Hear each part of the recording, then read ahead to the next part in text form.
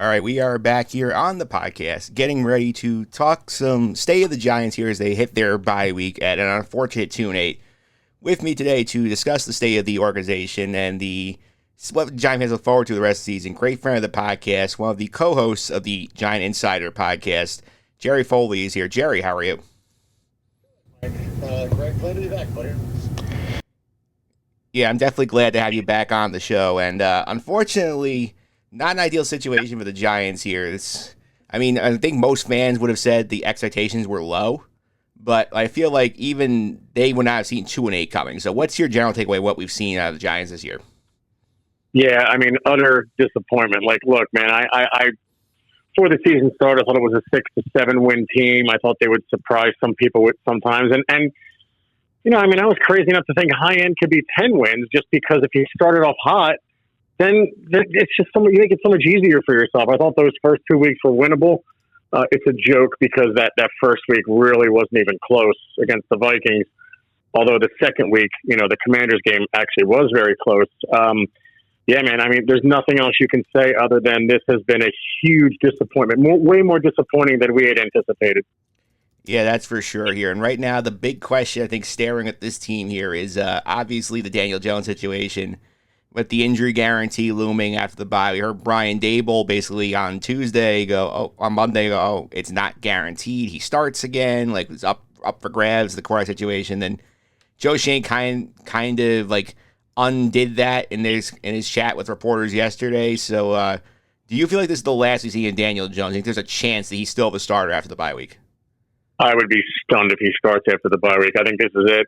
I think his Giant career is over. And I think it's mainly because of that kicker, that $23 million clause. Now, it's funny because I think he would definitely be the starter. I don't think he gives them the best chance to win, oddly enough. I think DeVito or Locke could sneak more wins in than he can at this point. I think he's shot. So, look, if the teams never, organizations, I should say, you don't purposely tank. But I actually think Daniel Jones gives them less of a chance to win than Locke and DeVito. So if they're looking for a quarterback, I just think putting Locke and DeVito in, they have more of a chance to win than Daniel Jones. But I would be absolutely stunned if he plays after this week. Yeah, that's for sure. I definitely think it's probably the last we've seen of him here. And one of the few positive things the Giant fans have seen here is like some of their offensive rookies here. Obviously, we knew Malik Neighbors was going to be good. You guys are very high on Tyrone Tracy going back to training camp, and obviously he's done a good job to seize most of the running back responsibilities away from Devin Singletary. What do you think about the two rookies we've seen, the offensive side for the Giants? Yeah, I think all the rookies have looked good in this draft. Even Theo Johnson, Tyler Nubin's coming along, Drew Phillips, but yeah, Neighbors and Tracy were the stars. And Tracy, we're excited about a training camp. Chris would talk about him. He's got good vision, catches the ball in the back. He was a converted wide receiver. So, Tracy's been a more than a pleasant surprise for a fifth-round pick, and seems like they got a real future with him. And he's had, 3 100-yard games so far. The biggest worry I have with Neighbors, and I say it all the time, is I just hope he stays interested, because this is the kind of season that could, not derail him, but you want to keep him focused. You don't want him getting too frustrated, because he's not used to losing like this at LSU, right? He comes in here, and this is a complete disaster. So, yeah, I just hope that Neighbors keeps his head about him and stays positive, because, changes are coming next year with regard to the quarterback position. But, yeah, man, those two kids, I'd say this whole draft class has been really good. 5 of 6 have been, not outstanding, but very, very good. Yeah, I think the Neighbors thing is definitely fascinating to watch here as well, because I feel like Jet fans going to a similar worry of Garrett Wilson right now, because like he's emerged, but there's so much dysfunction around him that the Jet fans worry like he won't sign an extension, he wants to be traded. But the Giants at least have more time on that front. Yeah, no, they have time, and I think it's more the position than the player. I just think it comes with being a wide receiver. You want the ball all the time. When you don't get it, you're frustrated, and he's very good, and he has every right to want the ball all the time because he's the best receiver on the team. So I get it. I want him to keep his head about him. I hope he stays positive. He's a young kid. He seems to be, right? Even after the post-game presser, he was more mature than he was the week before. We said, look at the tape, I'm open. I like the job Daboll's doing with him. I think, I go back to OBJ with Coughlin. I just think there was a big disconnect there. I don't think that disconnect exists with Daboll and Neighbors personally. So, yeah, the future is bright with him. They just got to get him a quarterback. Yeah, they do. And I think defensively, I think the Giants have shown signs, especially in the pass rush, of being a competent unit here. Secondary, obviously, a work in progress. What's your takeaway from the Giant defense, which has kept them in a lot of games before things kind of get Yeah, disappointing against the run, though. Still can't stop the run. Yeah, like they're good. The defense is weird, man, because they're really good in spots. Like they had Dexter Lawrence is the best interior lineman in the NFL. Brian Burns is a hell of a pass rusher. Azeez Ojulari's coming on as a pass rusher. You know, he doesn't set the edge as well as Thibodeau, but he's good, right? Okereke steady. McFadden can get the job done, right? Like you have like 5 or 6 guys right there. You know, and then there's kind of a drop off, right? You know, you have Nacho in the middle there. DJ Davidson, like they need another defensive tackle, right? Like, and then you go to cornerback and Tay Banks has regressed so horribly this year. Tyler Nubin's too young. Pennick's okay. You know, Cordell Flott is what he is. Like, I look at that secondary and I'm most excited by a mile about, you know, Tyler Nubin and Drew Phillips. The rest of them, it's like, you know, Tay Banks looks bad right now. Cordell Flott is average to below average, and Jason Pinnock is average. So, you know, the defense is weird. Like they're good in spots. They don't play the run well. They get to the quarterback. That's the one thing they can do is they can rush the passer. So, you know, upgrades are needed all along that defense. I think you need to upgrade 4 or 5 positions on that defense. Yeah, certainly a lot of work here for the Giants here, and obviously when you get to 2-8, there's a lot of problems here. Are you of the belief that the quarterback is the biggest problem? You think there's another issue that's the biggest? No, yeah, there's a lot of issues, dude. But I mean, come on, it's year 6. I think he's an absolutely terrible quarterback. He's got to be one of the. And I had high hopes because I believed in the 2022 version where he wasn't outstanding, but he was efficient. I think he's a good runner. I think he's Taysom Hill at this point of his career. I think he's a good runner. He can provide a spark. Like to me, he's a third down quarterback or a backup. But no, he's absolutely the biggest problem. And look, man, I just Jaden Daniels. Look what Jaden Daniels has done for Washington. Like I I'm firmly of the belief that when you get a quarterback in there that can win games, that can pull, you know, victory out of the jaws of defeat, like it lifts the entire team. I'm not blaming Daniel Jones for everything, but for me, I mean, the glaring weakness on this team is the quarterback position. You upgrade that, and I'm telling you right now, a lot of the other things that are wrong with this team are going to seem like they're not wrong next year. It's just reality with that position. Most important position in sports. Yeah, it certainly is here, and I can't think it's hard. I had another Giant fan on the podcast a few weeks ago. He brought up a great point here. It's like it seems like for a guy with Jones's resume, like he's gotten an extremely long leash compared to other players at his position at his draft status. It's like this is a quarterback who survived 3 different administrations, essentially. Yeah, and I think it was, you know, look, they never should have drafted him. And I'm not. This isn't hindsight. I hated that draft pick. They never should have drafted him. Shermer actually did well with him. Then they get rid of Shermer. They say to Judge and Garrett, okay, fix him. You know, it doesn't work. And then they bring in a quarterback guru to try to salvage it. It works year 1.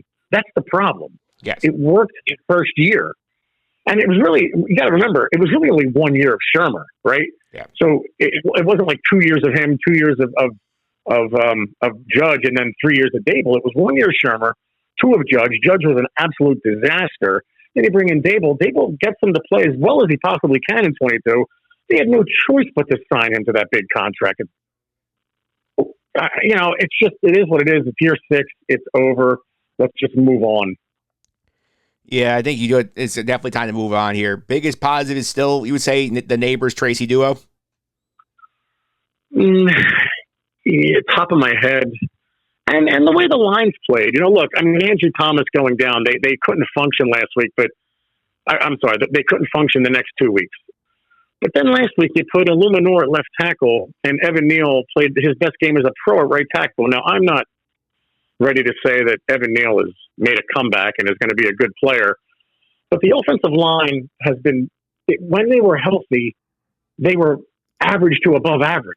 Then Thomas went down, and they stunk because they put Hubbard at left tackle. They put Zudu at left tackle. So I think when they were healthy, they were really good. And I'd like to see going forward, Illuminor play left tackle, Neal play right. I'm not saying they're a great unit, but they were a pleasant surprise this season. as to where they've been the past few years. But yeah, I mean, overall, I look at Neighbors. I look at this draft class. I look at, Neighbors, Newman, Phillips, all of them. Theo Johnson too. Tracy. And along the line, the one pick from last year, the 2023 draft that seems to be working out now is John Michael Schmitz. So there are some young pieces you can build around on this team. Yeah, that's true here. And obviously, I think another big question Giant fans have right now is, like, we heard a few weeks ago when John Mara was at the event for NFL Network for the documentary for his father, that he basically said, I'm going to give Daboll and Schoen another year. I got to be more patient. I've not been patient enough as the owner. We've heard some rumblings from some people that, maybe they aren't as safe as Mara indicates. You've had some columnists calling outright for firing these guys after they lose to the Panthers. So do you think John Mara keeps his word? Or you think if things get bad enough, he might change his mind? I mean, anything can change, but I really think John Mara wants to have them pick their own quarterback. John Mara doesn't want to fire another regime because I do think it's a package deal. I don't think it's one without the other. I mean, if you're going to fire one without the other, you're going to fire Daboll. You're not going to fire Schoen and then force Daboll on another GM. But I actually think Daboll's done a better job than Schoen. That's why I think it's a package deal. So, look, John Mara does not want to make another change. He hates it. He wants stability. And he's going to look. I think the leash is short on those guys, but I think he's going to give them one more year. The thing is, you draft a rookie quarterback next year. You can't expect Jaden Daniels. So you may struggle next year. You got to see improvement. I mean, they're losing close games. That's the positive. They are losing close games, but you got to see improvement. You got to see, like, I've never once thought that Daniel Jones is going to bring us back in the fourth quarter ever. Even this past week, we're going to lose this game somehow. And then, of course, Tracy fumbles. So all these other things happen during a Giants game that just makes you, shake your head like, what the hell are we doing here? But yeah, I think long story short, I think he's going to have them back and they're going to get a chance to pick their franchise quarterback. And if they don't pick their franchise quarterback, they're going to have a veteran come in here and lead this team. I still think it's going to be in the draft, but it wouldn't surprise me if a veteran type came here to hold over for a year. Yeah, I think that would be the correct decision, in my opinion. I feel like, yes, they've had their warts, yes, they've had their issues, but I think, like, a lot of it is they've really never had the chance to pick their own quarterback. And I think if you give them an opportunity, and, like, whether it's a guy they want in free agency or they want to draft somebody, like, give them that shot before you let them go. I feel like, given what he did in year one, his previous track record with Josh Allen, I think Brian Daboll will not be lasting long on the free agent market for coaches. Yeah, I mean, look, if you take over a team and they give you Daniel Jones in 2022, who's excited about that? No one. So the fact that he got him to the playoffs is pretty amazing. So, yeah, I just want to see Daboll, sink his teeth into a young kid who has a ton of talent that he can really mold into the quarterback that this franchise and the fans really deserve. Yeah, I think right now the Giant fans are very locked in on draft position here. Like, as of the end of week 10, they are picking second in the draft. But you look at the schedule down the stretch here, I feel like there are more winnable games on it than Giant fans want to acknowledge. Because, I mean, which ones, man? The Saints? Because they say the Saints. Dallas without Prescott look terrible. So the Colts coming in week 17 could definitely be something that they could win if the Colts are not trying. So, like, I think Philly, maybe if they're not have anything sort of wrapped up here, I think there are opportunities here. Like, the Giants may end up finding their way into enough wins, but the defense keeps up their intensity level. Yeah, you know what? If you say the Giants have a winnable game, there's a 50-50 chance they lose it, right? Yeah. So of those four you named, they're going to lose two of them. They just are. This is no more than a 4-win team. One way or another, they're going to lose those games. I agree. Maybe some of those are winnable, but I can see the Saints just killing us at MetLife for whatever reason. But yeah, maybe the Colts, right? The Eagles have nothing to play for. Wouldn't that be poetic? But the Eagles have nothing to play for. We beat them and then move down and don't get our quarterback. How many times can you lose to Philly in different ways? We'd even lose to them by beating them. So yeah, I don't see this team winning more than 4 games at this point. Yeah, I think the answer scenario is like you win enough games that you drop far enough, because we talked about this. You've seen the analysts sort of discuss that, this 2024-25 quarterback class, not as good as the one we just saw this year. Not quite as bad as the Kenny Pickett class at 22, but I do think there is some potential here that like you have to be very sure of what you're taking if you get a quarterback there. Yeah, like Drake May was hit or miss, right? Like Drake May, everybody was kind of lukewarm on him, and then he rose up. Every year, quarterbacks rise. I mean, there's 6 of them that I'd rather have than Daniel Jones right now. I mean, maybe that doesn't say much, but for me, you name 6 quarterbacks, right? Yeah. Sanders, Ward, Milroe, Ewers, Beck, and Nussmeier. I'd rather have every single one of those guys than our guy right now. So I'm not saying take him in the first round, but you can get maybe one of those guys even in the second round, and then sit behind a veteran for a year or 2, and then mold them that way. So there's a couple ways to do this. But yeah, I mean, look, I just, again, this franchise, there's no enthusiasm right now. They got to move on, and they will. They're going to move on from them. But like you could tell, you could talk to the fan base. There was hardly any enthusiasm going into the season other than we're celebrating their 100th year. And primarily that was because Daniel Jones is the quarterback, and they know that they're moving on from him next year anyway. So yeah, for sure. And the 100th year is going to end with a whimper here. Like, what do you think Giant fans have to look forward to over these last 7 games? Because like I can see a lot of fans in the case like I don't want to go to the games anymore. It's not worth my time and effort. Like, should I bother watching on TV? Do things with the family, the holidays? What do Giant fans actually have to look forward to over these next 7, 8 weeks? Yeah, I hate to say it. I'm a huge Giants fan. I mean, I grew up. I mean, it's like Sundays were like religious, but nothing. I mean, players like Tracy. How's Tracy going to play? How's Neighbors going to play? I don't know. Young players, like we'll see how they go. Like Azeez Ojulari. Like other than that, there's nothing to look forward to. Like I have friends of mine who have been watching them, as long as I have, who just don't anymore. Like they do other things on Sundays. Like that's where the fan base is now. So yeah, I mean to say like what can you look forward to? I guess there's certain players you can watch and look at their performances and see if you can build on it. But other than that, nothing. I mean that stadium is going to be. It's like what's the word I'm looking for? It's almost like not a bed and breakfast for other teams, but like I think Carl Banks said it was an Airbnb for other teams. Like they come in and their fan base is just completely run the whole stadium the whole day. So yeah, John Mara is going to see that. John Mara is going to see half empty stadiums with the other team buying up all the tickets because Giant fans, and I can't blame them, have said I can't watch this team anymore, and it's a shame. It really is. Yeah, and I know for a fact here, I think they might get lucky. Some of the fan bases they have coming in here are not going to be big traveling teams like Tampa, New Orleans. Not going to lot. If I get a decent Raven contingent, but I don't think Colt fans traveling too much at that point. No, either. I was going to say that Colt game, that stadium may have 10% full. Yes, and that was that's the one we don't even have the date on yet because that's technically one of the Saturday eligible. There's no way it gets moved to Saturday. No way. That's a 1:00. If they could start that game earlier, they will. Yeah. So I think that's the only positive for John Mara. They're not going to have stadiums full of Cowboy fans and Eagle fans that like ending the season.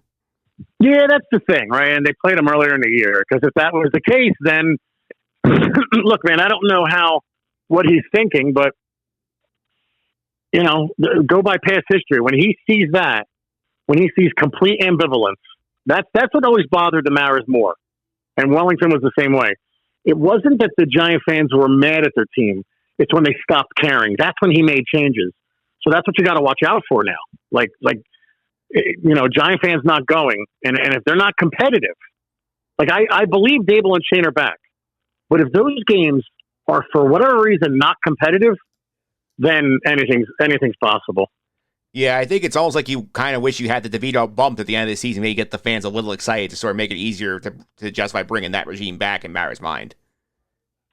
Yeah, I mean, John Mara wants to win games. He's not I don't think he's looking at. I mean, he's probably obviously thinking about who his next quarterback's going to be, but it's got to be tough for him. I mean, there's 4 more home games. I think Colts, Ravens, Tampa, Saints. Yep. That's not going to be. They're not going to be fun Sundays for John Mara. So. Yeah, they're not going to be fun Sundays here, but Jerry, thanks for all the time. I really appreciate it. People want to keep up with you guys on social media and listen to the podcast. How can they do that? Yeah, we're all over. We're on X. We're on every podcast platform, Spotify, iTunes, iHeartRadio, you name it, we're on it. And our YouTube channel as well. And that's the thing, man. The YouTube channel will be growing more if the Giants were more successful. But It's tough right now, man. It's tough covering this team for Chris is always there.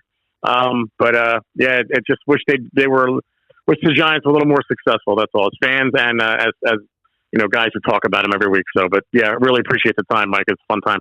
Absolutely. Thanks for all the time. Really appreciate it. Hopefully these football teams can get their acts together one of these years. One of these years, man. One of these years.